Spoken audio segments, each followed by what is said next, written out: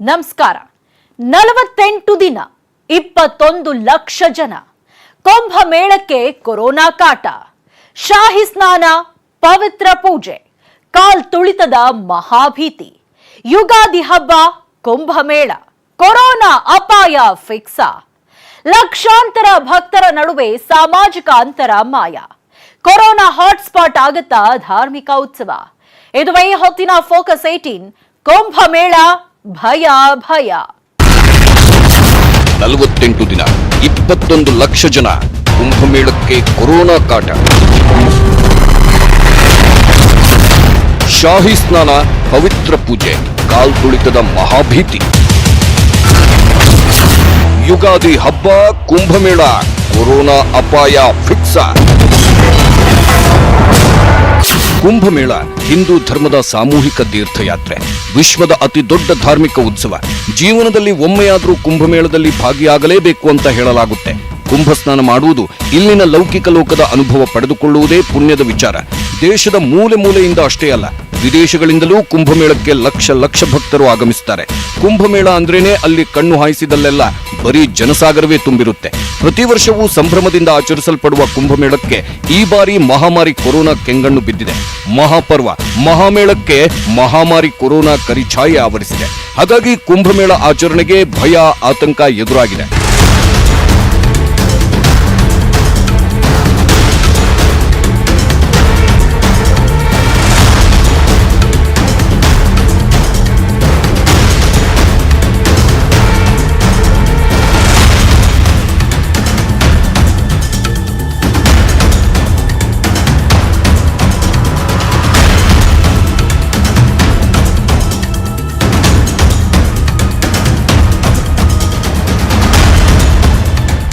ನಲವತ್ತೆಂಟು ದಿನದ ಕುಂಭಮೇಳ, 21 ಲಕ್ಷ ಭಕ್ತಾದಿಗಳು ಭಾಗವಹಿಸುವ ಪುಣ್ಯ ಯಾತ್ರೆ.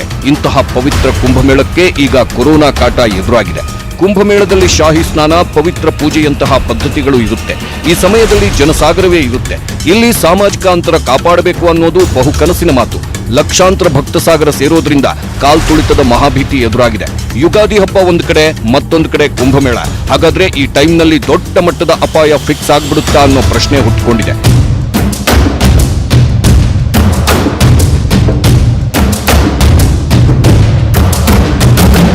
ಹಿಂದೂ ಸಂಸ್ಕೃತಿಯಲ್ಲಿ ಕುಂಭಮೇಳಕ್ಕೆ ವಿಶೇಷ ಸ್ಥಾನಮಾನವಿದೆ. ಪ್ರತಿ ವರ್ಷ ಅಲಹಾಬಾದ್ನಲ್ಲಿ ಮಾಘಮೇಳ ನಡೆಯುತ್ತೆ. ಹರಿದ್ವಾರ ಹಾಗೂ ಪ್ರಯಾಗದಲ್ಲಿ ಪ್ರತಿ 6 ವರ್ಷಕ್ಕೊಮ್ಮೆ ಕುಂಭಮೇಳ ನಡೆಯುತ್ತೆ. ಇದನ್ನು ಅರ್ಧ ಕುಂಭಮೇಳ ಅಂತ ಕರೀತಾರೆ. ಪ್ರತಿ 12 ವರ್ಷಗಳಿಗೊಮ್ಮೆ ಪೂರ್ಣ ಕುಂಭಮೇಳ ನಡೆಯುತ್ತೆ. 4 ಪವಿತ್ರ ನದಿ ತೀರಗಳ ಮೇಲೆ ನಡೆಯುವ ಧೀಮಂತ ಉತ್ಸವ. ಗಂಗಾ, ಯಮುನೆ ಹಾಗೂ ಸರಸ್ವತಿ ಈ 3 ನದಿಗಳ ಸಂಗಮವಾಗಿರುವ ಅಲಹಾಬಾದ್, ಗಂಗಾ ನದಿ ತೀರದ ಹರಿದ್ವಾರ, ಗೋದಾವರ ನದಿ ತಟದ ನಾಸಿಕ್, ಶಿಪ್ರಾ ನದಿ ಮೇಲ್ದಂಡೆಯ ಉಜ್ಜಯಿನಿ, ಈ 4 ಪವಿತ್ರ ಸ್ಥಳಗಳಲ್ಲಿ ಕುಂಭಮೇಳ ಜರುಗುತ್ತೆ. ಹಾಗೆ ಮಹಾಕುಂಭಮೇಳ 12 ಪೂರ್ಣ ಕುಂಭಮೇಳಗಳ ನಂತರ, ಅಂದ್ರೆ 144 ವರ್ಷಗಳಿಗೊಮ್ಮೆ ಅಲಹಾಬಾದ್ನಲ್ಲಿ ಆಚರಿಸಲಾಗುತ್ತೆ. ಇಲ್ಲಿ ಪುಣ್ಯ ಸ್ನಾನ ಮಾಡುವುದೇ ಭಕ್ತರ ಹೆಬ್ಬಯಕೆಯಾಗಿರುತ್ತೆ. ಆದ್ರೆ ಇಂತಹ ಪವಿತ್ರ ಧಾರ್ಮಿಕ ಉತ್ಸವಕ್ಕೆ ಕೊರೋನಾ ಸ್ಫೋಟದ ಭೀತಿ ಎದುರಾಗಿದೆ.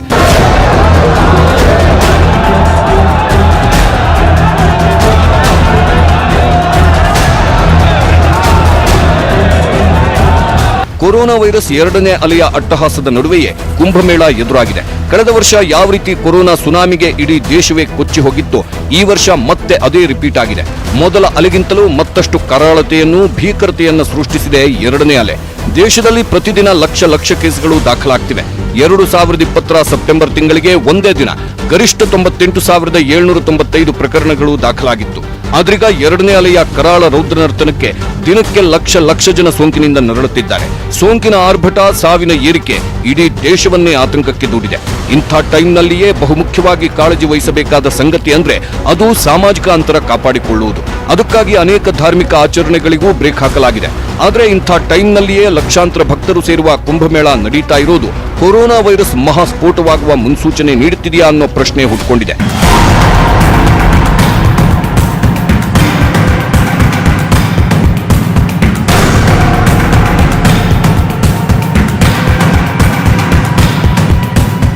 ಕುಂಭಮೇಳದ ಆರಂಭದ ಬೆನ್ನಲ್ಲೇ ಹರಿದ್ವಾರದಲ್ಲಿ ಕೊರೋನಾ ಪ್ರಕರಣಗಳು ಏರಿಕೆಯಾಗ್ತಾ ಇರುವುದು ಆತಂಕಕ್ಕೆ ಕಾರಣವಾಗಿದೆ. ಉತ್ತರಾಖಂಡದಲ್ಲಿ ಬರೋಬ್ಬರಿ 21 ಲಕ್ಷ ಜನ ಭಕ್ತಾದಿಗಳು ನೆರೆದಿದ್ದಾರೆ. ಹಿಂದಿನಿಂದ ನಡೆದುಕೊಂಡು ಬಂದ ಪ್ರತೀತಿಯಂತೆ ಸೋಮವಾರ ಹರಿದ್ವಾರದ ಗಂಗಾ ನದಿಯಲ್ಲಿ ಪುಣ್ಯ ಸ್ನಾನ ಮಾಡಿತ್ತು.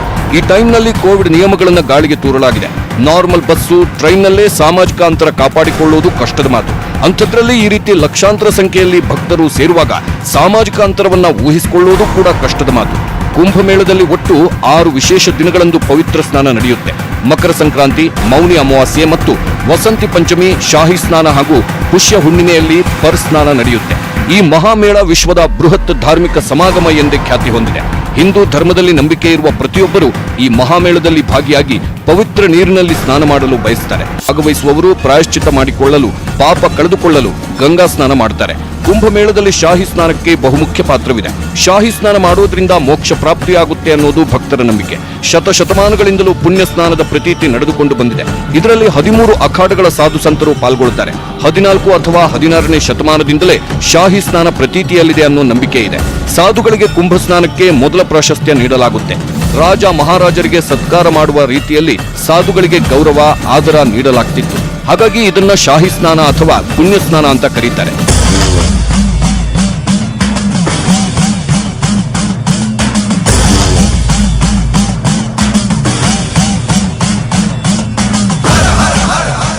ಕುಂಭಮೇಳ ನಡೆಯುವ ದಿನ ಬೆಳ್ಳಂಬೆಳಿಗ್ಗೆ ಬ್ರಾಹ್ಮಿ ಮುಹೂರ್ತ 4 ಗಂಟೆಗೆ ಈ ಸ್ನಾನ ಪ್ರಾರಂಭವಾಗುತ್ತೆ. ಅಖಾಡದ ಸಾಧುಗಳು ಶಸ್ತ್ರಾಸ್ತ್ರಗಳನ್ನು ಹಿಡಿದುಕೊಂಡು ಬರ್ತಾರೆ.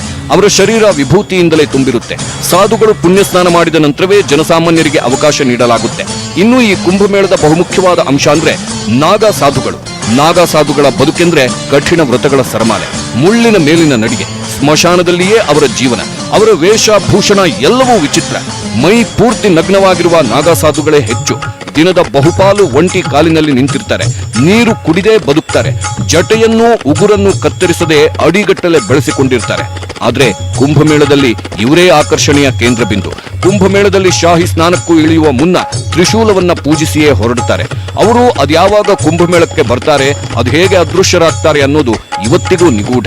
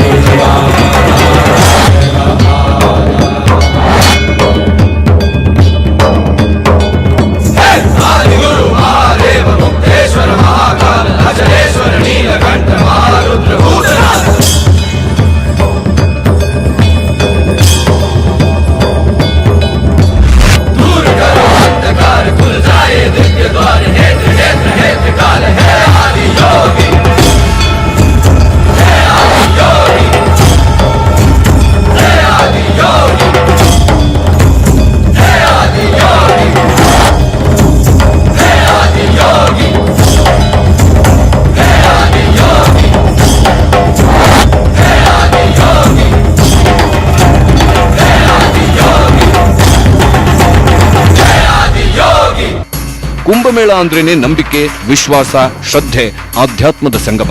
ಕುಂಭಮೇಳದಲ್ಲಿ ಪ್ರಯಾಗರಾಜ್, ಉಜ್ಜಯಿನಿ, ಹರಿದ್ವಾರ ಎಲ್ಲವೂ ಭಕ್ತರ ಭಕ್ತಿಯಲ್ಲಿಯೇ ಮಿಂದೇಳುತ್ತೆ. ಆದ್ರೆ ಈ ಬಾರಿ ಕೊರೋನಾ ಮಹಾಮಾರಿಯ ಅಬ್ಬರ ಇರೋದ್ರಿಂದ ಎಲ್ಲಿ ಕುಂಭಮೇಳದಲ್ಲಿ ಕೊರೋನಾ ಮಹಾಸ್ಫೋಟವಾಗುತ್ತೋ ಅನ್ನೋ ಆತಂಕ ಎದುರಾಗಿದೆ. ಇಲ್ಲಿಗೆ ಬರುವ ಜನ ಕೂಡ ಅಷ್ಟೇ ಕೊರೋನಾ ಸೋಂಕಿನ ಅಬ್ಬರವನ್ನು ಲೆಕ್ಕಿಸದೆ ಹರಿದು ಬರ್ತಿದ್ದಾರೆ. ಇದು ಉತ್ತರಾಖಂಡ್ ಸರ್ಕಾರಕ್ಕೆ ದೊಡ್ಡ ಟೆನ್ಷನ್ ತಂದೊಡ್ಡಿದೆ. ಹರಿದ್ವಾರ ಮತ್ತು ದೇವಪ್ರಯಾಗದವರೆಗೂ ಬರೋಬ್ಬರಿ 670 ಹೆಕ್ಟೇರ್ ಪ್ರದೇಶದವರೆಗೂ ಕುಂಭಕ್ಷೇತ್ರ ಹರಡಿಕೊಂಡಿದೆ. ಹೀಗಾಗಿ ಕುಂಭಮೇಳದಲ್ಲಿ ಯಾವುದೇ ರೀತಿ ಅಹಿತಕರ ಘಟನೆ ನಡೆಯಬಾರದು ಅಂತ ಬರೋಬ್ಬರಿ 12,000 ಪೊಲೀಸರು ಮತ್ತು 400 ಪ್ಯಾರಾಮಿಲಿಟರಿ ಪಡೆಯನ್ನ ನಿಯೋಜಿಸಲಾಗಿದೆ. 3 ಪ್ರಮುಖ ಸ್ನಾನಗಳಿಗೆ ದಿನಾಂಕವನ್ನ ನಿಗದಿ ಮಾಡಲಾಗಿದೆ. ಮಹಾಶಿವರಾತ್ರಿ ಪ್ರಯುಕ್ತ ಮಾರ್ಚ್ 11ಕ್ಕೆ ಮೊದಲ ಶಾಹಿ ಸ್ನಾನ ನೆರವೇರಿತ್ತು. 2ನೇ ಪವಿತ್ರ ಸ್ನಾನ ಏಪ್ರಿಲ್ 12ಕ್ಕೆ ಜರುಗಿತು. 3ನೇ ಪವಿತ್ರ ಸ್ನಾನ ಏಪ್ರಿಲ್ 14ರಂದು ನಡೆಯಲಿದೆ. 13 ಅಖಾಡಗಳ ಸಾಧುಗಳು ಗಂಗಾ ನದಿಯಲ್ಲಿ ಮಿಂದೇಳಲಿದ್ದಾರೆ. ಆದ್ರೆ ಜನಸಾಗರವೇ ಸೇರಿರೋದ್ರಿಂದ ಕೊರೋನಾ ನಿಯಮವನ್ನ ಪಾಲಿಸೋದಕ್ಕೆ ಇಲ್ಲಿನ ಆಡಳಿತ ಮಂಡಳಿ ತಿನುಕಾಡುತ್ತಿದೆ.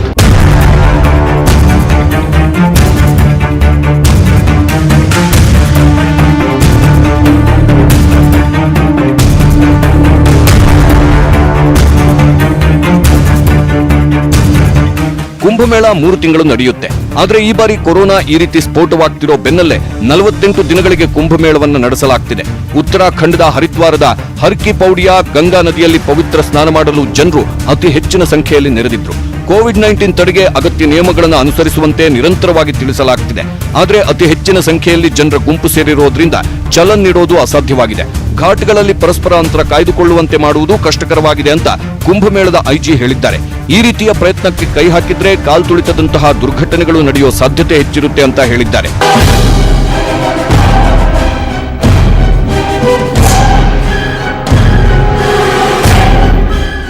ಈ ಹಿಂದೆ ಕುಂಭಮೇಳದ ಇತಿಹಾಸದಲ್ಲಿ ಕಾಲ್ತುಳಿತ ಸಂಭವಿಸಿ ಭಕ್ತರು ಸಾವನ್ನಪ್ಪಿದ್ದ ಘಟನೆಗಳು ನಡೆದಿವೆ.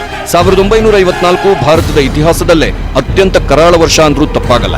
ಯಾಕಂದ್ರೆ ಅವತ್ತು ಸಂಭವಿಸಿದ್ದ ಕಾಲ್ತುಳಿತದಲ್ಲಿ ಬರೋಬ್ಬರಿ 1,000 ಜನ ಪ್ರಾಣ ಕಳೆದುಕೊಂಡಿದ್ರು.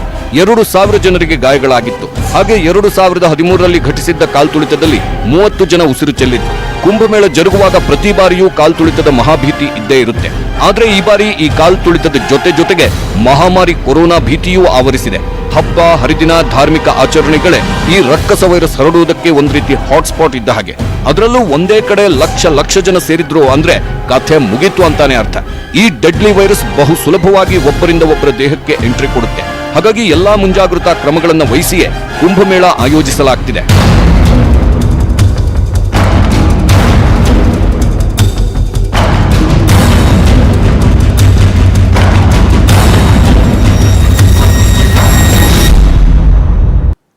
ಮೇಳದಲ್ಲಿ ಲಕ್ಷಾಂತರ ಭಕ್ತರು ಪಾಲ್ಗೊಳ್ತಾರೆ.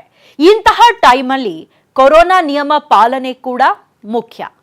ಹಾಗಾದ್ರೆ ಕುಂಭಮೇಳದಲ್ಲಿ ಕೊರೋನಾ ತಡೆಗಟ್ಟೋಕೆ ಯಾವೆಲ್ಲ ರೀತಿಯ ಕ್ರಮಗಳನ್ನ ಕೈಗೊಳ್ಳಲಾಗಿದೆ? ಈ ಬಗ್ಗೆ ಹೇಳ್ತೀವಿ ಚಿಕ್ಕ ಬ್ರೇಕ್ನ ನಂತರ. ಕುಂಭಮೇಳದಲ್ಲಿ ಕೊರೋನಾ ತಡೆಗಟ್ಟೋದಕ್ಕೆ ಭಕ್ತರಿಗೆ RT-PCR ಟೆಸ್ಟ್ ಕಡ್ಡಾಯ ಮಾಡಲಾಗಿದೆ. ಆಂಬ್ಯುಲೆನ್ಸ್ ವ್ಯವಸ್ಥೆ, ತಾತ್ಕಾಲಿಕ ಆಸ್ಪತ್ರೆಗಳ ನಿರ್ಮಾಣ ಮಾಡಲಾಗಿದೆ. ಬಸ್ ಸ್ಟ್ಯಾಂಡ್, ರೈಲ್ವೆ ನಿಲ್ದಾಣಗಳಲ್ಲಿ ಬರ್ತಾರೆ. ಅದನ್ನ ನೋಡೋದೇ ಕಣ್ಣಿಗೆ ಒಂದ್ ರೀತಿ ಹಬ್ಬ ಇದ್ದ ಹಾಗೆ. ಆದ್ರೆ ಈ ಬಾರಿ ಈ ರೀತಿ ಲಕ್ಷಾಂತರ ಜನ ಒಂದೆಡೆ ಸೇರಿರೋದೇ ಒಂದ್ ರೀತಿ ಆತಂಕ, ಭೀತಿ ಹುಟ್ಟು ಹಾಕಿದೆ. ಈಗಲೇ ದೇಶದಲ್ಲಿ ಕೊರೋನಾ ರುದ್ರ ತಾಂಡವವಾಡ್ತಿದೆ. ಸೋಂಕು ರಣವೇಗದಲ್ಲಿ ಹರಡುತ್ತಿದೆ. ಇಂಥ ಟೈಮ್ನಲ್ಲಿಯೇ ಕುಂಭಮೇಳ ಜರುಗ್ತಾ ಇರೋದು, ಕೊರೋನಾ ಭಯವೇ ಇಲ್ಲದೆ ಜನಸಾಗರ ಹರಿದು ಹೋಗ್ತಾ ಇರೋದು ಕೊರೋನಾಗೆ ನಾವಾಗಿಯೇ ಆಹ್ವಾನ ಕೊಟ್ಟಂತೆ. ಹಾಗಂತ ಸರ್ಕಾರ ಏನು ಕೈಕಟ್ಟಿ ಕುಳಿತಿಲ್ಲ. ವೈರಸ್ ಹರಡುವಿಕೆಯನ್ನ ಆದಷ್ಟು ತಡೆಗಟ್ಟಲು ಕಠಿಣ ವ್ಯವಸ್ಥೆಗಳನ್ನು ಮಾಡಿಕೊಂಡಿದೆ. ಹಾಗಾದ್ರೆ ಉತ್ತರಾಖಂಡ ಸರ್ಕಾರ ಯಾವೆಲ್ಲ ರೀತಿಯ ಕಟ್ಟುನಿಟ್ಟಿನ ಕ್ರಮ ಕೈಗೊಂಡಿದೆ ಅನ್ನೋದನ್ನ ನೋಡ್ತಾ ಹೋಗೋಣ.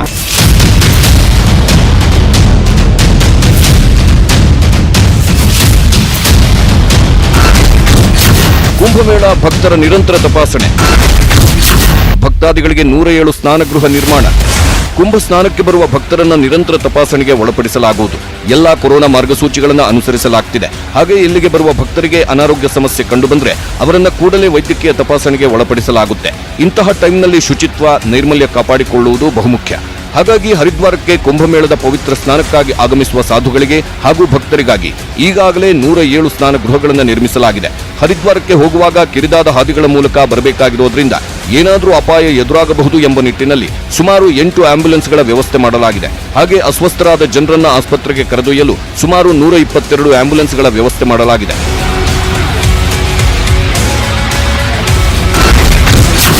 ಒಂದು 1000 ಹಾಸಿಗೆಯ ಆಸ್ಪತ್ರೆ ಕೇಂದ್ರ ನಿರ್ಮಾಣ.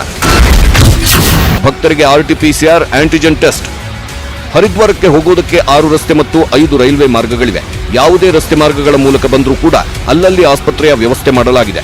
ಎಲ್ಲಾ ಗಡಿಗಳಲ್ಲಿ ಅಥವಾ ಹರಿದ್ವಾರದಲ್ಲಿ ಭಕ್ತರನ್ನ ಪರೀಕ್ಷಿಸಲು ವಿಶೇಷ ವ್ಯವಸ್ಥೆ ಮಾಡಲಾಗಿದೆ. ಅಗತ್ಯ ಬಿದ್ದರೆ post screening, rapid antigen test, RT-PCR ಪರೀಕ್ಷೆಗಳನ್ನು ಕೂಡ ನಡೆಸಲಾಗುತ್ತಿದೆ. ಇದಲ್ಲದೆ ಕೋವಿಡ್-19 ಮಹಾಮಾರಿಯನ್ನ ಗಮನದಲ್ಲಿಟ್ಟುಕೊಂಡು ಸುಮಾರು 1000 ಹಾಸಿಗೆಗಳನ್ನು ಹೊಂದಿರುವ ಕೇಂದ್ರವನ್ನು ಕೂಡ ಸ್ಥಾಪಿಸಲಾಗಿದೆ ಅಂತ ಹೇಳಲಾಗುತ್ತಿದೆ. ಈಗಾಗಲೇ ಕುಂಭಮೇಳಕ್ಕೆ ಹಾಜರಾಗುವ ಎಲ್ಲಾ ಭಕ್ತರಿಗೆ ಸರ್ಕಾರ ಕೊರೋನಾ ಮಾರ್ಗಸೂಚಿಯನ್ನ ಹೊರಡಿಸಿದೆ. ನಿಯಮದಂತೆ ಪ್ರತಿಯೊಬ್ಬರೂ ತಮ್ಮ RT-PCR ಟೆಸ್ಟ್ ಮಾಡಿಸಿರಲೇಬೇಕು. ಒಂದು ವೇಳೆ ಇದರ ಮಾಹಿತಿ ತಿಳಿಯದೆ ಬರುವ ಯಾತ್ರಾರ್ಥಿಗಳಿಗಾಗಿ ಅಲ್ಲಿಯೇ ಪ್ರತ್ಯೇಕ ಪರೀಕ್ಷಾ ಕೇಂದ್ರಗಳನ್ನು ಸ್ಥಾಪಿಸಲಾಗಿದೆ. ಮಕರ ಸಂಕ್ರಾಂತಿಯಿಂದಲೇ ಕುಂಭಮೇಳದಲ್ಲಿ ಪವಿತ್ರ ಸ್ನಾನ ಆರಂಭವಾಗಿರುವ ಹಿನ್ನೆಲೆ ಇಲ್ಲಿನ ಎಲ್ಲಾ ಹೋಟೆಲ್ಗಳು, ರೆಸ್ಟೋರೆಂಟ್ಗಳು, ಧರ್ಮಶಾಲೆಗಳಲ್ಲಿ ಸುರಕ್ಷತಾ ಕ್ರಮ ಅನುಸರಿಸಲು ನಿರ್ದೇಶಿಸಲಾಗಿದೆ. ಕುಂಭಮೇಳದಲ್ಲಿ ಕೆಲವೊಂದು ತುರ್ತು ಸಂದರ್ಭಗಳನ್ನು ಗಮನದಲ್ಲಿಟ್ಟುಕೊಂಡು ಈ ಬಾರಿ 600ಕ್ಕೂ ಹೆಚ್ಚು ತಾತ್ಕಾಲಿಕ ಬೆಡ್ ವ್ಯವಸ್ಥೆ ಮಾಡಲಾಗಿದೆ. ಜೊತೆಗೆ 100 ಹಾಸಿಗೆಗಳನ್ನು ಹೊಂದಿರುವ ತಾತ್ಕಾಲಿಕ ಆಸ್ಪತ್ರೆಯನ್ನ ಪ್ರತ್ಯೇಕವಾಗಿ ಸ್ಥಾಪಿಸಲಾಗಿದೆ. ಕುಂಭಮೇಳ ನಮ್ಮ ದೇಶದ ಅತಿ ದೊಡ್ಡ ಧಾರ್ಮಿಕ ಸಮಾಗಮವಾಗಿರೋದು ನಮ್ಮೆಲ್ಲರ ಹೆಮ್ಮೆಯಾಗಿದೆ. ಇಂತಹ ಕುಂಭಮೇಳಕ್ಕೆ ಕೊರೋನಾ ಸುನಾಮಿಯ ಆತಂಕ ಎದುರಾಗಿದೆ. ಈ ಕಡೆ ಯುಗಾದಿ, ಆ ಕಡೆ ಕುಂಭಮೇಳ, ಹೀಗೆ ಸಾಲು ಸಾಲು ಹಬ್ಬಗಳು ಮತ್ತಷ್ಟು ಭೀತಿ ಹುಟ್ಟಿಸಿವೆ. ಈಗಲೇ ಕೊರೋನಾ ರುದ್ರತಾಂಡವವಾಡುತ್ತಿದೆ. ಇನ್ನು ಈ ರೀತಿ ಹಬ್ಬಗಳು ಬಂದ್ರಂತೂ ಕೊರೋನಾ ಮತ್ತಷ್ಟು ಸ್ಫೋಟವಾಗುವುದರಲ್ಲಿ ಸಂದೇಹವೇ ಇಲ್ಲ.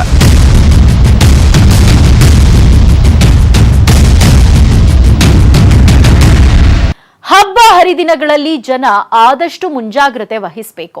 ಏನೋ ಕುಂಭಮೇಳದಲ್ಲಿ ಯಾವುದೇ ರೀತಿ ಅಹಿತಕರ ಘಟನೆ ನಡೆಯದಿರಲಿ ಅಂತ ಹೇಳ್ತಾ ಈ ಹೊತ್ತಿನ ಫೋಕಸ್ 18 ಮುಗಿಸ್ತಾ ಇದ್ದೀವಿ. ನೋಡ್ತಾ ಇರಿ ನ್ಯೂಸ್ 18 ಕನ್ನಡ. ಜಾಲ ನಮ್ಮದು, ಬಲ ನಿಮ್ಮದು.